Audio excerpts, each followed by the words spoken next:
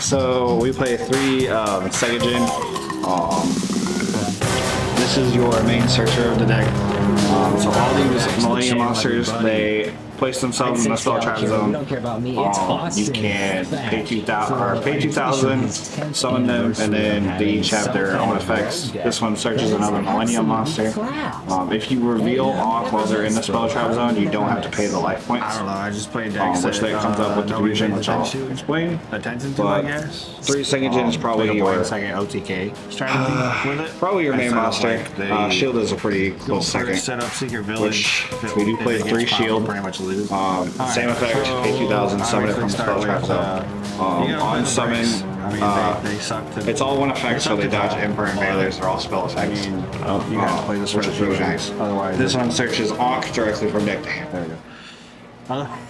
And he's got 3,000. You cannot play this deck. I wish he had attack. I mean, I wish he had like at least 1,000 attack. Other than for fusion, the limbs are all level 1. Then we play Golem. So you can Golem is your field spell searcher. Something with the limbs. 2,000, maybe 2,000 attack. Locals. He's alright. He's just a terraforming on legs. Summoned a limb and killed somebody with it because I played one Moon Maiden. I've seen a lot of decks not play this. So that But this and their is probably the best card in the main deck. Spell Wing Temple. So what this card does is you put it in the spell trap zone like any of the other ones. She is the only one that doesn't have to pay 2,000 or reveal Ankh to special summon itself. She just sits in the spell trap zone, and then on your opponent's turn, I never. When they activate any card effect, she can come out as a monster, and then she protects all your illusions or spellcasters level 5 or higher from being targeted. Sam said it, but it's for Indianapolis top 16. Like for example, in the tournament, somebody went to go 14th place for the Zodiac. SP, like target to banish Exodia. Well, with this, they can't. I have to banish her first. And even then, the effect is a lingering effect, so it's for the rest of the turn, even if she leaves the field. Okay. Then we go into the hand traps. I only play 9 in the main. Only 9? Only 9. That's all I can fit. I wanted to fit more, but I don't want to go. I'm playing a 43 card main deck. Oh, okay. Yeah, so you're already peaking. Yeah, I'm pretty over 40, and it's kind of annoying, but it's all right because you don't want to draw the pieces. That's why I'm going over 40. But here's the hand traps. We play 3 Shifter, the best card. Yeah, the best hand trap in the game. I'm pretty sure this is gonna get banned, but even if this gets banned, I'll come up with something. If this doesn't get banned, I'm gonna be surprised because nobody likes this card except it's like the new Mystic Mine. Yeah. This card's insane. So Millennium Ankh, the fusion spell. None of the cards have to go to graveyard to fusion summon. They just go straight back to the deck. Including the fusion spell, it shuffles itself back to the deck. So this deck does not care about the graveyard. Okay. So Shifter is pretty free in this deck. It's also a spellcaster, which comes up in the side deck. This is the, I guess, tech card I chose to play for the regional. It's a main decking Spooky Dogwood. Really? Yeah, we're main decking. All the Ghost Sisters? Yeah, we're only main decking this specific Ghost Sister hand trap, whatever you want to call it. The reason behind this is, say, obviously I'm main decking this, so game 1, example, I went against Snake Eye in one of my rounds. I dropped this on them, and he played into it, gave me like, I think I ended at their 25k life points. Whoa. Okay. After that, all I do is play Ankh, and Exodia in damage step becomes equal to my life points. So he's at 25k attack. So this main decking Spooky Dogwood threw a lot of people off. They didn't realize what I was playing, obviously, and they just got OTK'd from this card. So this is probably going to stay in the main deck. It's also a tuner, which comes up in the extra deck. It doesn't come up a lot, but it comes up when you're in a bad spot. I'll explain there. Then we'll go to board breakers. I'm playing 3 Lava Golem. Self-explanatory, this is an OTK deck. So you just want to get bodies off their field as quick as possible. Lava Golem's pretty much, you know, the best one to do that because if you play Sphere Mode can't be targeted for an attack. So you can't attack over it. This you can, and it gets rid of 2 bodies. So 3 Sphere Mode. Then we'll go into spells. Your main card in the deck is Millennium Ankh. So this is, yeah, let me get some good light. There we go. So this is the card everyone's going crazy about, huh? Yeah, this card is pretty nuts. It's pretty free. There's no hand trap that hits this card. You can't hand trap me when I activate it. It just summons Exodia from the extra deck for free. Sorry, it's storming. Oh, yeah, it's like summoning Exodia outside the window right now. Sorry if you can hear that. It's storming really bad outside. But anyway, so this, when you activate it, you show all 5 pieces of Exodia from face-up field, hand, or the deck. You really want to show them from the deck because you don't want to brick on them, obviously. And then it shuffles all of them back in, including itself, and then summons the Exodia monster, shuffles any non-Millennium monsters back in on your side of the field, which kind of sucks, but it's okay. And then you can't normal summon or special summon after the turn you use this. So your only monster is going to be Exodia. Okay. Basically. And that's enough. Exodia. Yeah, Exodia by himself is pretty crazy of a fusion card, which we'll get to. So 3 of that.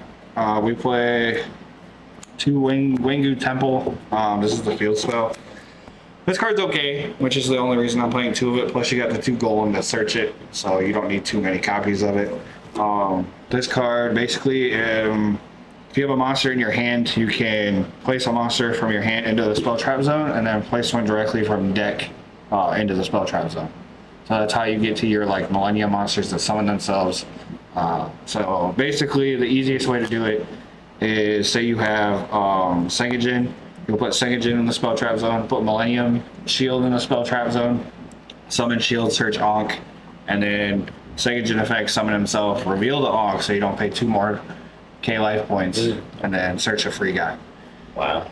And then the other effect doesn't really come up a lot. If the Millennium guys would be destroyed by Battle of Artifacts, you can just put them back in the spell trap zone. Okay. So it pretty much just saves them from dying. I only play 1 of this, Obliterate Blaze. I'm thinking about playing 2 because this card is absolutely insane going second. This card actually won me a game just by opening it in my round, I want to say 8 or 7, I don't remember which one. Basically, this gives the Exodia 2 effects. 1, it equips all 5 pieces of Exodia from anywhere to that monster. Okay. It gives that monster 2,000 for each piece you equip, which is instantly 10k attack. And then it also gives him piercing. And piercing. Wow. Okay. So once you activate this, he'll immediately, your Exodia will immediately be at 10k attack, and he hits piercing. Wow.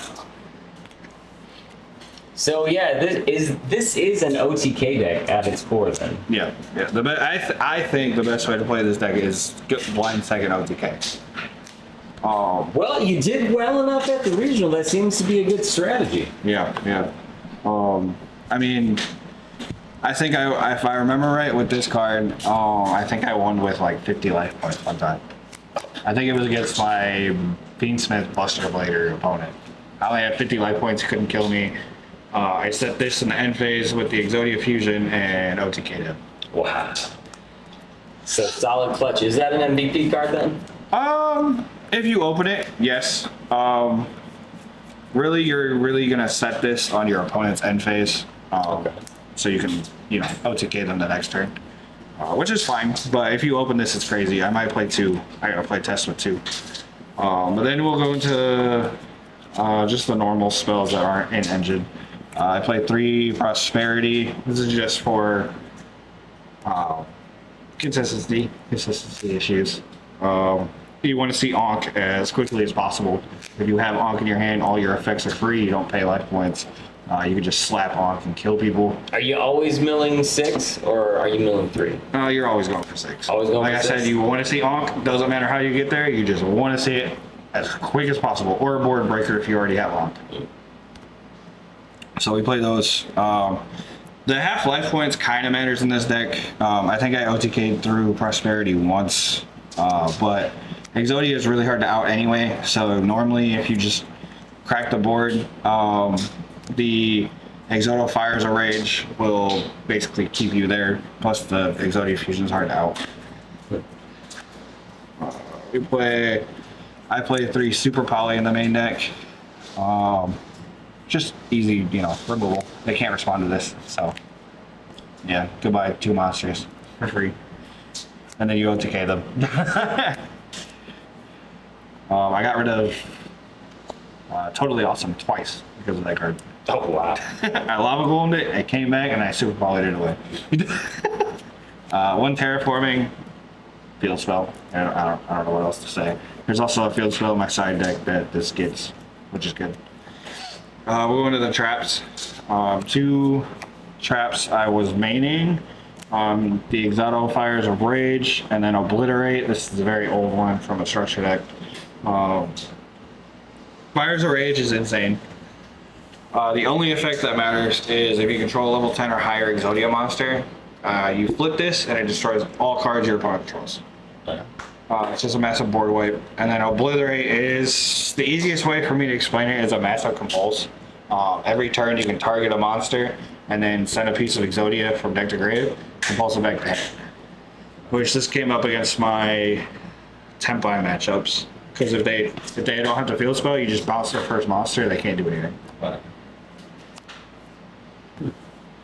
I play Azarune. This is basically a warning on legs. You tribute us a continuous trap and then negate a summon, an inherent summon. We play the rabbit in the extra deck to search this from the deck. So basically, like I said, all your Millennium guys are pretty much on the field for free. So if you have 2 Millennium guys and you get the Ankh, you can link into the rabbit with the 2 free Millennium guys on field. Grab this from the deck, activate Ankh, it'll shuffle the rabbit.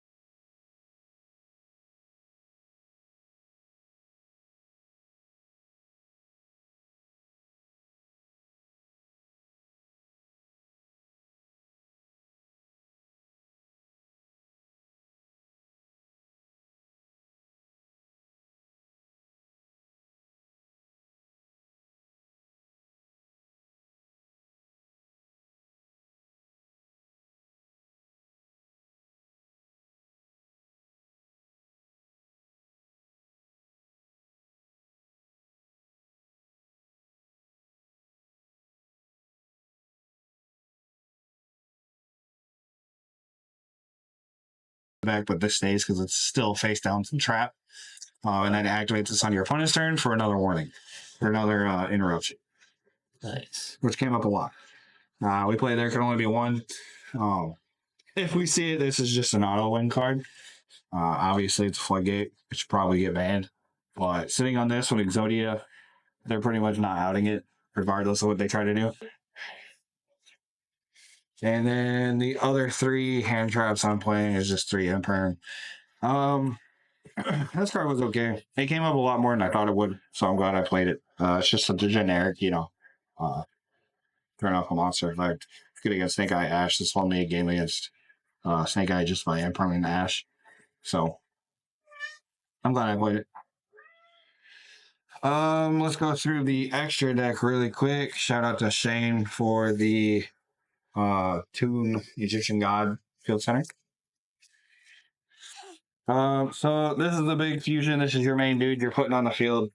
This card's insane. He has like 5 effects. He can't be destroyed by card effects at all. So it's very hard for your opponent just to out this thing. In damage step, he'll gain equal to your life points. And then on end phase, he can set an Exodo or obliterate spell or trap directly from the deck to the field. So, which gets you your obliterate, it gets you your Exodo rage, it gets you your Blaze obliterate spell that gives him the piercing and stuff like that. So this card's crazy. He's very hard to out, especially if you have the Moon Maiden, because then he can't be destroyed by battle and he can't be targeted. But we only play 2 because, I mean, you shouldn't need a 3rd one because you're trying to kill your opponent instantly. So, and then the super poly targets. We got Mudragon, Garura, and then Dragostapelia for branded. I mean, I'm just, like I said, I'm just trying to OTK my opponents. So the more monsters I can get off their field, the easier it is to kill them. And then we play a few links. We play the Relinquish Anima because, you know, normal summon a leg, steal a giant monster is funny. It never came up in the tournament, but in testing, it has came up in theory. We play the Rabbit. This thing came up a lot. Like I said, you just use 2 free Millennium Monsters linked into this, set to as a Rune Trap, which is a warning on legs. And then this thing goes back in the extra deck so you can do it again, I guess. But Nice. Really, you're only using it to win. But he was good. I play Moon on the Closed Heaven, not for Fiendsmith, but we play it just for, like, to go into Goddess. Nice. Like, what it's used for. So you go link into this with 2 monsters, this, target a monster, link with that, plus another monster of theirs into this. So it's basically, this is 2 removals in 1 body with Goddess. And then we play Nightmare Phoenix and Nightmare Unicorn. These guys came up a lot. I mean, just popping a spell trap that you're worried about before you summon Exodia is worth it. Spinning away an extra guy is just an extra, you know, body you don't have to deal with. Oh, and I forgot to mention with the Exodia fusion, he also is a spell or trap negate just by sitting there. You can just negate an activation or effect of a spell trap for no reason, which is amazing. Yeah, it's free. More links. Play SP removal. Usually you're just gonna link into this and get rid of them. A monster you need to get rid of, and then summon Exodia and OTK them. We got Celine, Access Code Talker. All the pieces of Exodia are spellcasters. So if you cannot OTK with Exodia, you can link climb into this with the Millennium Monsters, summon a leg or a head back, link into this, gain 3k, and then I kill them that way. And then if all else fails and you have to pay a bunch of life points to summon your Millennium Monsters, etc., you can go into this and you'll be at like 1,000 life points. You know, he'll gain the difference. This is the reason we're maining the Ghost Sister and Spooky Dogwood, because Segajin and Spooky Dogwood can go into this. How many times did that come up? Never. But It's just in there if something went bad, but it never did, so I never had to go into it. It's just a like plan B, like if I'm at low life points, you know, because Exodia can only gain equal to your life points. So if I'm like 1,000, he's only going to be at 1,000. But he does keep that attack, which is cool. So like if I'm at 8k, he'll gain 8k, and if he doesn't kill, I can attack next turn, and he'll gain another 8k. Oh, so it stacks. Yeah, it stacks. Oh, okay. Yeah, he stacks. Just keeps getting bigger. Yeah, he just keeps getting bigger. So that's the main and extra side deck. This is my other field spell. Secret Village of the Spellcasters. This card is insane. Exodia is a spellcaster. So you just sit on Exodia and this is your opponent's basically Imperial ordered. They can't activate spells. Um, and then you can protect this with the the Exodia negation if they try to get rid of it with a trap, whatever beast. Um, this card won me all my Tenpai matchups. Because Tenpai main decks like 47 like removal spells. So you sit on this and sit on Exodia, they can't win. Regardless. I think every time I activated this against a Tenpai player, they scooped. I know exactly one time I summoned Exodia, there can only be one in Secret Village, and I passed, my opponent drew for turn, and then showed me 5 spells in his hand. So this card's staying in there. Lightning Storm and a Harpies. Classic. Removal. You just want to get rid of as many cards on your opponent's side of the field before you summon Exodia as you can. I mean, kill all the monsters in attack mode, kill all the back row, kill all the back row. So, self-explanatory on that one.